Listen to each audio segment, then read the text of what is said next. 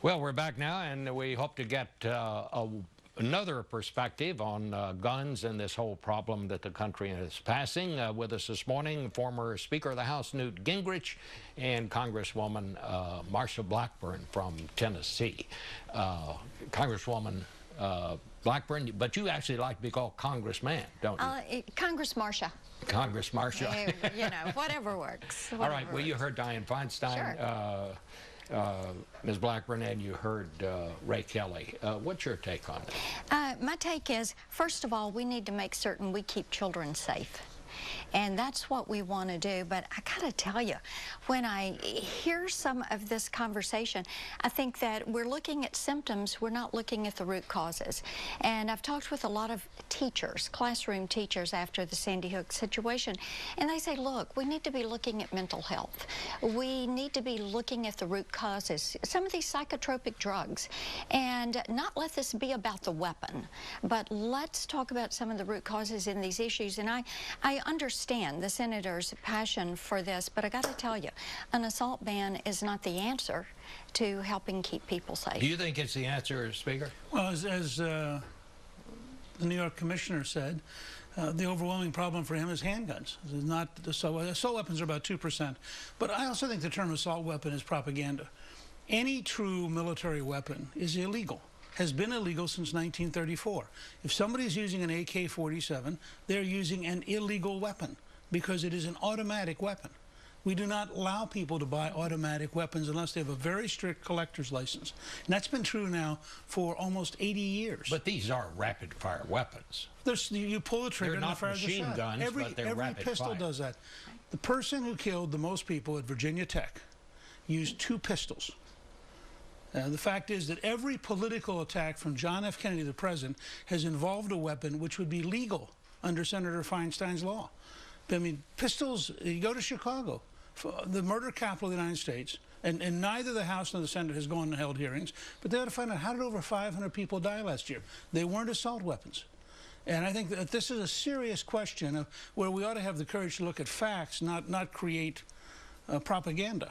I agree with you, Ms. Blackburn, that I think that mental health needs to be a part of this. I think it's got to be a comprehensive plan of some sort.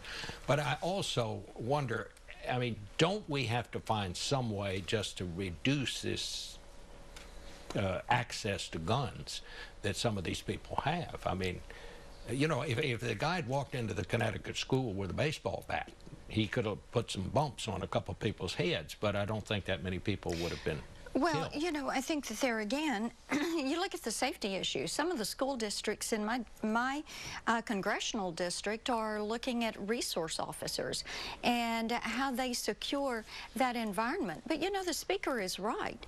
You look at what is actually causing the problem. This means you look at the weapons that are there. You do some hearings that are on that have occurred in some of these areas like Chicago where they have a problem. You look at the mental health issues, you look at the psychotropic and psychiatric drugs that a lot of the youth are taking, that individuals that have committed these crimes are taking. You look at the violence that is there in entertainment and video games, and don't just go say we're going to do an assault weapons ban and that's going to solve the problem, because it is not going to get to the root of the problem. How did the two of you feel about background checks? Do you think that would be helpful?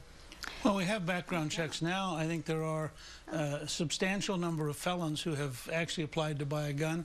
The Obama administration, to the best of my knowledge, has prosecuted virtually none of them. But there are no background checks at gun shows, No, right? but let's start with what I just said. Well, we already have a background check if you go to a regular gun dealer. A gun dealer who's at a gun show, in fact, does a background check. That's right. If he's an authorized dealer. All of those folks already fill out the paperwork. It goes to the federal government. And I think there's something, don't hold me to this, but I think there are 70,000 cases of people who were convicted felons trying to buy a gun who were turned down. It's illegal to apply to buy a gun if you're a convicted felon. I think this administration has prosecuted virtually none of them. So they already have the data. They're not doing anything with it.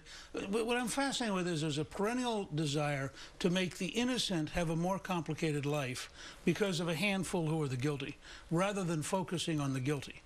But you still have, at the end of the day, you have these awful things that happened, and they happen over and over. They seem to happen more and more. Aren't we going to have to find out, and aren't we going to have to get serious about doing something about this? Well, absolutely.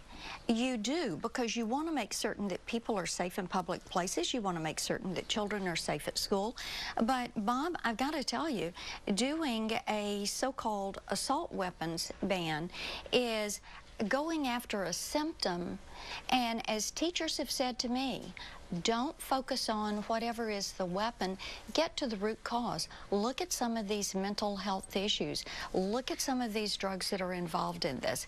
Look at some of the violence that is permeating this society. Teachers, parents are all saying, you know, you need to drill down on this a little deeper, be a little bit more thoughtful on it. And you know, I'm with the speaker. Why should law-abiding citizens be compromised because you've got some bad actors over here that are not complying? I think it would be very compelling. There are a finite number of mass murderers in the last 25 years. A series of hearings that started with actually evaluating these people. Who are they? You know, I just sat through a wonderful report by the author of Rawhide Down, in which he talked about Reagan being shot by a .22 pistol, by the way. The reason Hinckley shot him is he wanted to get Jodie Foster's attention. Now, I mean, you look at these kind of things, and the guy who killed people tragically in Newtown was using his mother's guns, so the background check wouldn't have done any good. The young man in New Mexico who killed his family tragically had actually been given the guns by his father to protect the family. I mean, I think we have to look at what's really going on and not just rush into a 20-year-old idea that didn't work. By the way, gun murders have gone down since the assault weapons ban ended. There are fewer gun murders today with the ban having ended. I'm going to ask both of you to stick around because I want to talk to you about the Republican Party and how it's trying to rethink what it is and where it goes from here. But we'll do that on page 2.